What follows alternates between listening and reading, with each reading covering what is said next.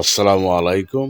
প্রিয় দেশবাসী, বর্তমানে বাংলাদেশ সরকারের প্রধানমন্ত্রী আমাদের তারেক রহমান সাহেব, উনি ওনার বাবা মার মতোই দেশটাকে গড়ে তুলতে চাচ্ছেন।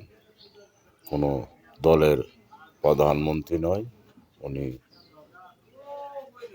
মুসলমান, বৌদ্ধ, খ্রিস্টান যত ধর্মে আছে সকলেরই উনি প্রধানমন্ত্রী হতে চান। সকল দলেরই লোকজনকে উনি ভালোবাসেন। তাই তো মসজিদের ইমাম বা খতিব তাদেরকে দিচ্ছে বাধা।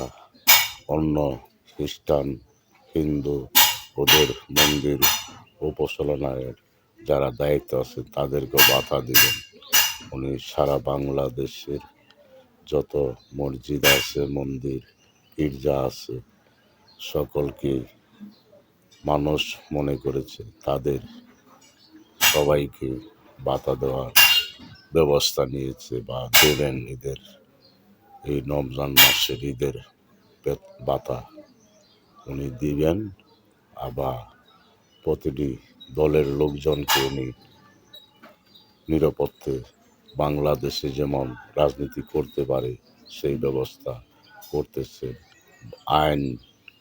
আইনের গতিতে চলবে, বাংলাদেশের সংবিধান মতে বাংলাদেশের রাজনীতি করতে পারবেন। কেউ কাউকে দোষারোপ করে কিছুই করতে পারবেন না। আপনারা দেশের সংবিধান ও আইন মেনে বাংলাদেশে রাজনীতি সকলেই করবেন।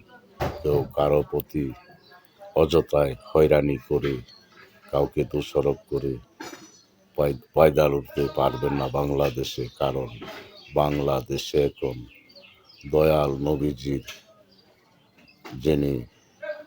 যিনার ওসিলায় আল্লাহ আসমান জমিন সৃষ্টি করেছেন, উনির আদর্শে, নবীজির আদর্শে রাষ্ট্র পরিচালনা করতে দায়িত্ব নিয়েছেন বর্তমান প্রধানমন্ত্রী তারেক রহমান। তো আপনারা যারা বেঈমান, বিশ্বাসঘাতক আছেন বাংলাদেশে, ভালো হয়ে যান। কাউকে ছেড়ে দিবে না। অপরাধী কোনো দলের না।